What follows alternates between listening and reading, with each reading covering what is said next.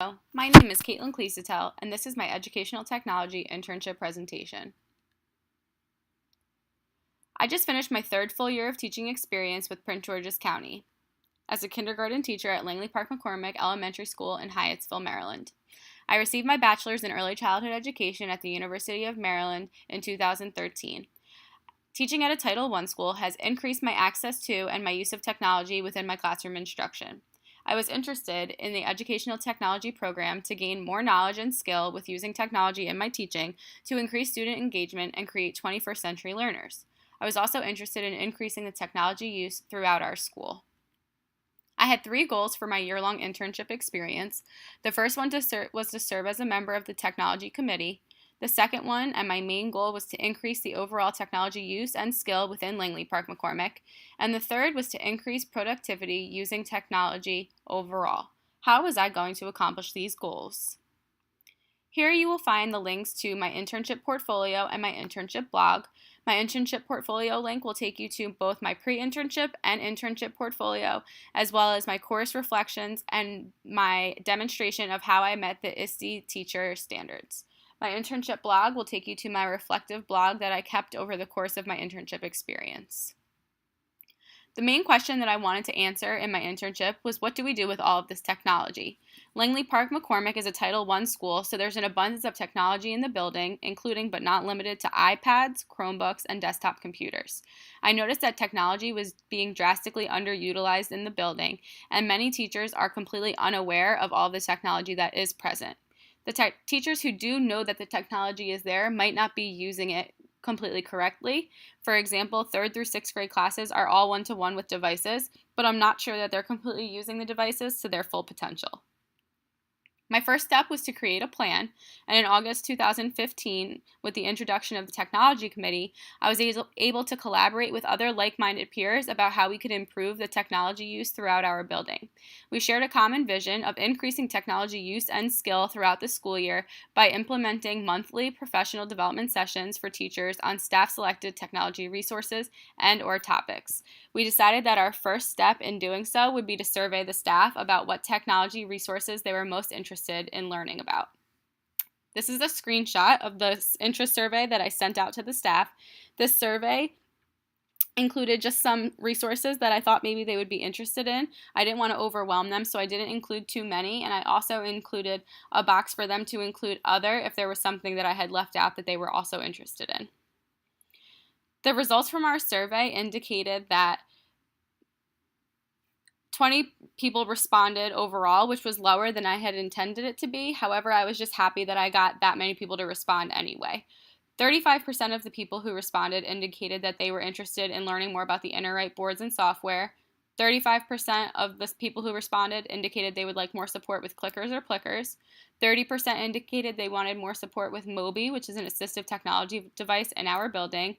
25% indicated that they wanted to use QR codes. 65% indicated that they wanted more practice with Google and related apps such as Docs, Drive, and etc.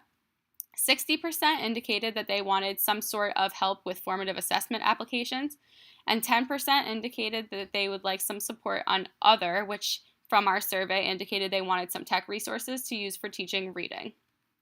After gathering the results of our survey, I noticed that the most commonly selected resource was Google and its related applications, which makes sense since the 1 grade, 3rd grade, that's one-to-one, is all Chromebooks. The teachers and students all have and use Chromebooks on a regular basis, and all of the 3rd grade teachers have a Google Classroom set up, but I know that some of the teachers were still not completely comfortable using their Google Classroom, so I wanted to make sure that they were having a training that allowed them to be able to use Google and its classroom to the best of their ability.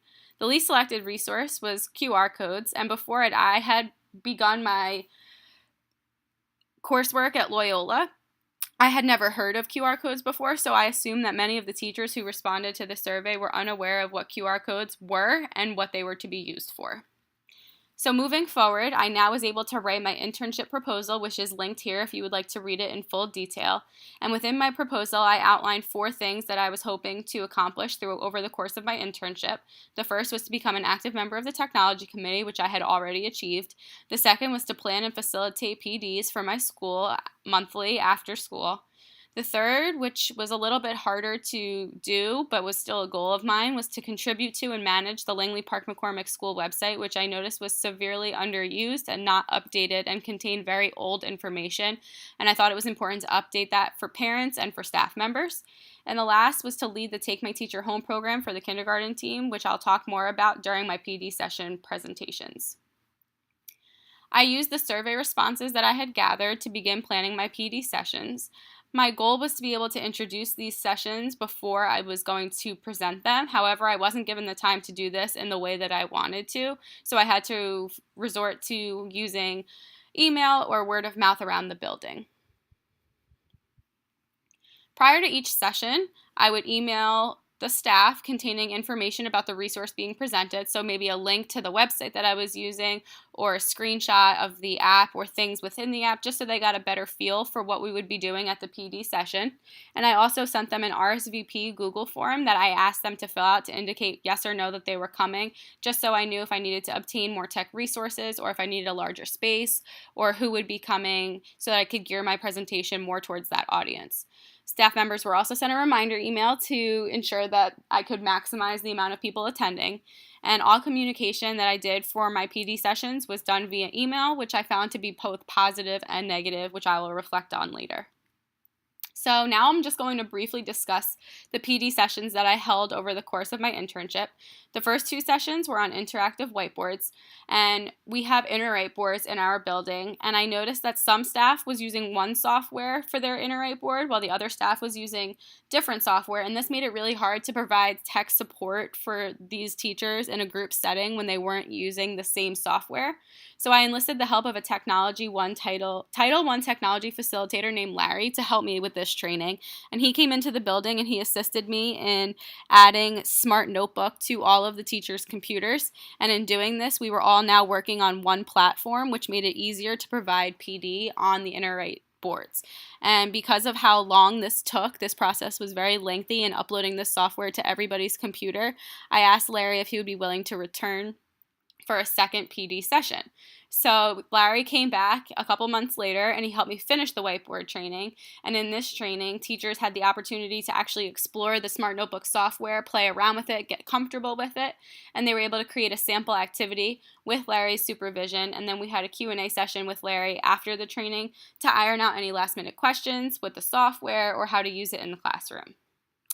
The next session that I did, I was really excited about. I had learned about it in ET 610. It was an interactive reading software called Actively Learn, and it wasn't on my tech resource list originally, but after learning about it, I thought it was really awesome to share with the staff, especially the teachers who were one-to-one and could really utilize a program like this in their classrooms. And because I didn't have time to really introduce it in a way I would have liked, this was one of my smaller sessions, and I only had about 6 teachers attend, but I found that that wasn't a bad thing because I was able to give them more support and more time to explore with the software.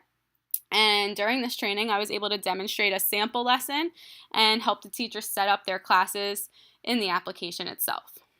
My next training was called Take My Teacher Home, and I both attended a Take My Teacher Home training and then facilitated my own Take My Teacher Home training. So the Title I office implemented this program to allow kindergartners the opportunity to basically take their reading curriculum home with them in the form of an iPod, and it was called Take My Teacher Home. So in February, I went to the Take My Teacher Home training facilitated by the Title I office, and this showed me how to manage the iPods in my classroom.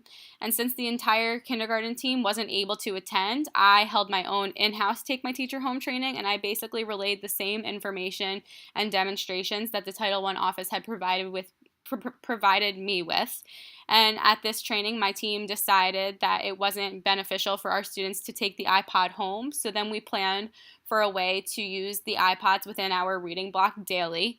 And I was also able to coordinate a parent night to inform the parents of this program, just to give them some information about what their students would be using the iPods for in the classroom.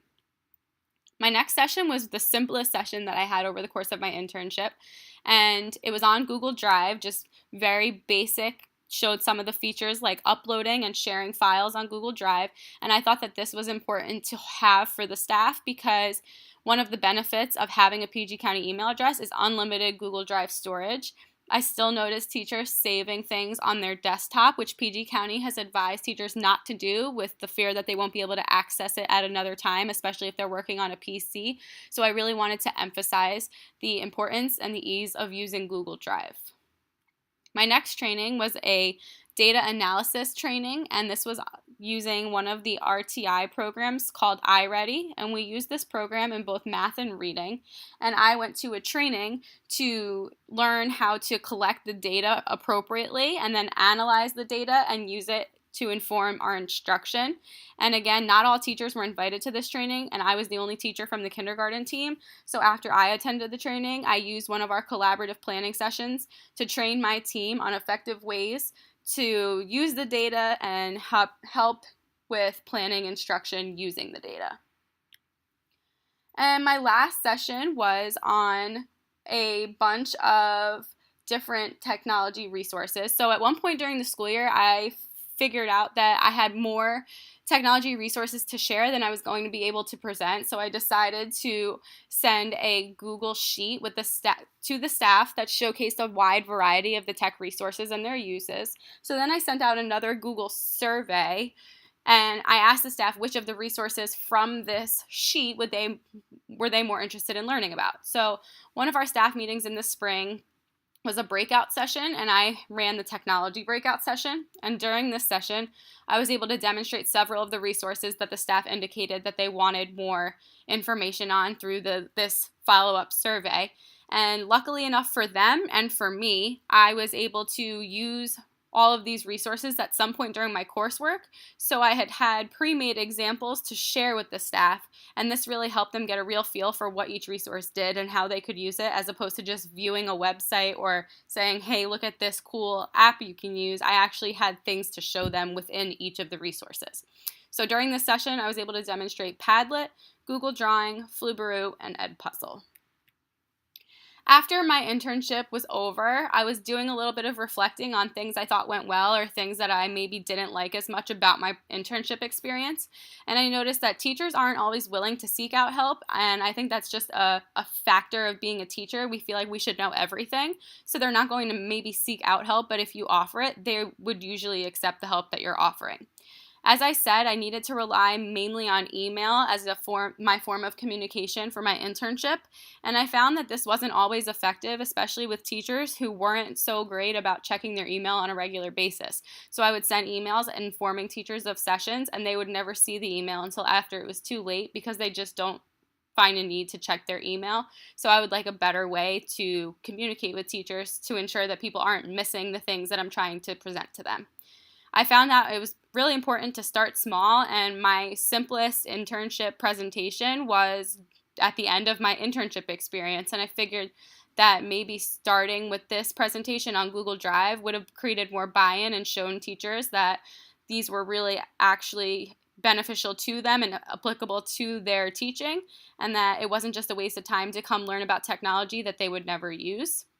I also realized that differentiation is a must in these sessions because you have teachers of varying experience with the resources that I was demonstrating, and some teachers were completely overwhelmed while some teachers seemed bored. So creating that scaffolding for the teachers who need more support and the enrichment for teachers who maybe know what they're doing already would have made my sessions more effective.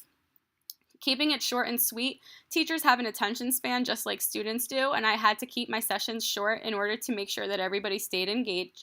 So I tried not to go over 30 minutes on any of my sessions, and even that was almost too long for some teachers. So it's just really important to make sure that you're keeping your audience in mind. As a facilitator of these sessions, I learned that it's okay for me, myself, to also ask for help. And for example, asking Larry to come to the Iterate board training was really beneficial for me to learn about the new software, and it was really beneficial for me to have someone who was there to help me facilitate, not only for time reasons, but also because he was more experienced using that software than I was, and it helped both me and my audience to get the most out of that session. They say that Rome wasn't built in a day, and I've learned to apply that to my PDs as well. One session was not always enough. Like I said with Larry, I needed him to come back, and that was really beneficial because without his second session, we wouldn't have had that hands-on experience with the software that we had just taken all this time in installing and talking about. So having follow-up or multiple sessions, even though it seems kind of tedious or repetitive, it really does help make meaning for the things that you're teaching your audience. And I also learned that sometimes I needed to provide an alternative to face-to-face sessions. Sometimes teachers couldn't stay after school or they needed to go home early. So I think maybe having an online component would have been an effective PD as well. If I could do this internship experience again, I would ask for specific written feedback from participants at the end of each session. I know that some participants would email me afterwards or they would come up to me and ask me some questions orally, but I think specific documentation and feedback would have been helpful so that I could use that to plan my future sessions and see what I did that people liked and what I did maybe that they would have preferred I did not do. I also wanted a way to advertise my sessions in a different way. Like I said, I was only able to do it by word of mouth or email, so I was thinking maybe in the future I could present a little teaser at a staff meeting, say something over the announcements at the end of the day or in the morning, or maybe even put a paper flyer in teachers' mailboxes just to give them something tangible to remember about the session that I'm offering. And in the future, I would really like to create some grade-specific sessions. All the grades in our school are using different content, different resources, and even different devices. So I think creating grade-specific sessions for our teachers would really make meaning to the things that they're doing in their classroom every single day, rather than having some teachers sit through presentations because they think they can use it, when in reality it doesn't apply to what they're doing. The rest of this presentation is dedicated to some of my course reflections that I have kept over the course of my 12-class program at Loyola, and the courses that I took prepared me to carry out my internship and impart my technology skills on my colleagues and superiors, so I thought it was important to share this as part of my presentation. All these reflections are written on my internship portfolio website, which is linked at the beginning, so if you want to read these in fuller detail, you may do so by clicking the link provided. The first course that I took in this program was ET 605, which was just an introduction to educational technology in the fall of 2014. And as the first course in this program, it was basically a review of some of the things that I had learned prior in my schooling, such as using Microsoft Office programs like Word and PowerPoint and Excel. But I also honed these skills as well as acquired new skills, especially HTML coding, which is something that I had never done before, and that helped me a little bit with helping out on the school website, which I thought was really helpful because nobody was able to do that prior to my introduction to HTML. The next course that I took was AD 776, and this was a theory and research on teaching course, also in the fall of 2014. This course was centered on research that was centered on different educational theories and practices, and it also had us find a dilemma that we had faced at some point in our teaching career and relate research that we had found on those problems to our specific situation. And it just put my situation in a whole new light for me, because things that I experienced, I was then able to ground in research, and it made it so much more meaningful, and it made me feel as though I wasn't facing these things alone and not sure how to tackle it in the future. In the spring of 2015, we took a course called Curricular Applications of Technology, and ET 610 was one of the first courses that I took in this program that taught me a lot of new things about technology, and I really appreciated the wealth of knowledge that I was provided with on different tech resources, and the tech resources in this class were a foundation for my internship. So this was a very valuable course for me, and it helped me to provide my staff with a wide variety of resources that I still see them utilizing in their instruction. And this allowed me to redesign some of my lessons using more technology, which I think is more engaging for my students, and I see them responding better to these lessons now that I've redesigned them using these tech resources. The next course we took in the spring was the role of the technology leader, and this explored different educational theories, and it explored the change process in schools. So we studied Eli's 8 conditions, we studied the ACOT model, and we talked about implementing change in our building. So we identified a problem and what steps we would take to resolve it. And part of those steps that we needed to take to resolve our problems was practicing writing grants and then researching grants that we needed in order to help implement change in our building. And then we were also responsible for identifying another issue in our building, a technology-based issue within our school, and finding ways to solve the issue. And this led to writing a memo to an administrator talking about the steps that we wanted to take to help solve this technology-based issue that we found in our school. ED 608 was the first course we took over the summer, and this was an educational innovation class. This was another class that was centered on research, and we were asked to research a current innovation in education and see the social, political, and economic impacts that these innovations have for the students, the teachers, and the educational system as a whole. So this was our second research-based class, and I thought that this was also pretty impactful because I was able to research something that was meaningful to me, and exploring research on something that is valuable and relevant in your life just makes you look at it in a whole new light. So this was also very meaningful for me. ET 631 was the second course we took over the summer, and this was a hybrid course on transformative online teaching. So we had face-to-face as well as virtual meeting sessions, both synchronous and asynchronous sessions, and the main assignment that we had was to create an 8-week PD series for our colleagues that followed the flipped classroom model. So we were able to create a series that had teachers participating in face-to-face activities for PD as well as online components of PD. And I really enjoyed this because I had never had a completely hybrid course prior to this, and it really was something different, and it challenged me a lot, and I like being challenged, not just doing the same monotonous thing over and over again. So this was really engaging for me. ET 690 was the Educational Technology Seminar, which started when we began our technology internship in the fall of 2015.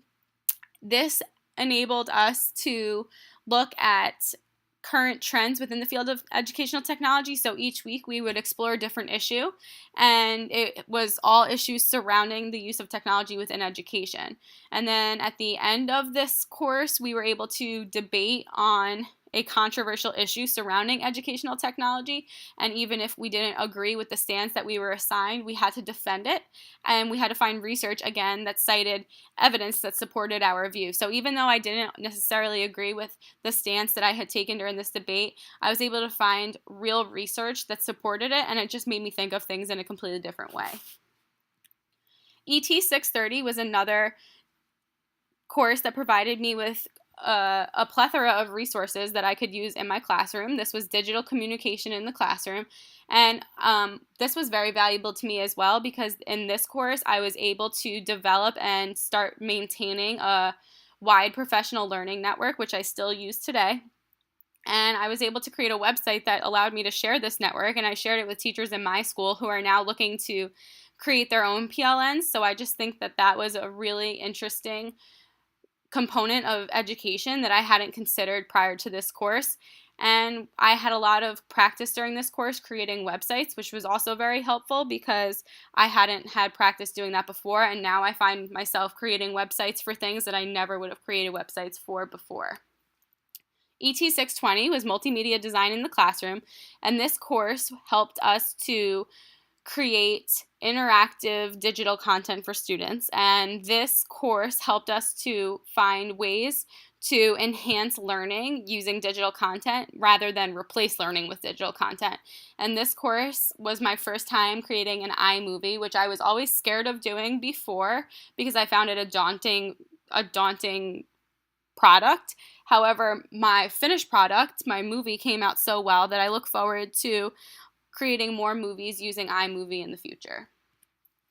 The summer of 2016 was our last semester in the EdTech program, and the first course we took this summer was ET 641, which was Universal Design for Learning with Technology Integration. And this was by far one of the most meaningful courses for me over the course of the program, and I found that I could apply almost everything that I had learned in this course to make my teaching, pedagogy, and student learning better. And I found ways to engage learners of all learning styles and how to make sure that I was removing barriers so that all children had an equal access to education. And I really appreciated this course because it did have the integration component of technology, which I think is essential in creating these 21st century learners that everybody keeps talking about. And we can't ignore the use of technology, especially in reaching all learners. So I really valued this class, and I learned a lot from this class. And the last course we took as part of this program was AD 662, which was Leadership and Supervision. And this course, even though it didn't have anything to do with technology per se, it helped me to highlight skills that are necessary for any type of leader, a teacher leader, a supervisor, or principal to have. I would have liked to have had this course earlier on in our program because I think that a lot of the skills and characteristics of a good leader could have been used to be a better leader during my internship. And I think that I'll use these skills in the future to continue to implement professional development and be a leader in my school, a technology leader and a teacher leader. But I just wish I could have used these skills throughout the course of my internship, and I think that really would have enhanced my internship as well. That is all for my internship presentation. I want to thank you for your time, and I hope that you found my internship presentation informative and reflective of my hard work over the course of the school year, as well as over the course of the educational technology program. My email address is listed, so if you have any questions or comments, I would love to hear from you. Don't hesitate to ask. And I would like to thank Pixabay for allowing me to use graphics from their website throughout the course of this presentation.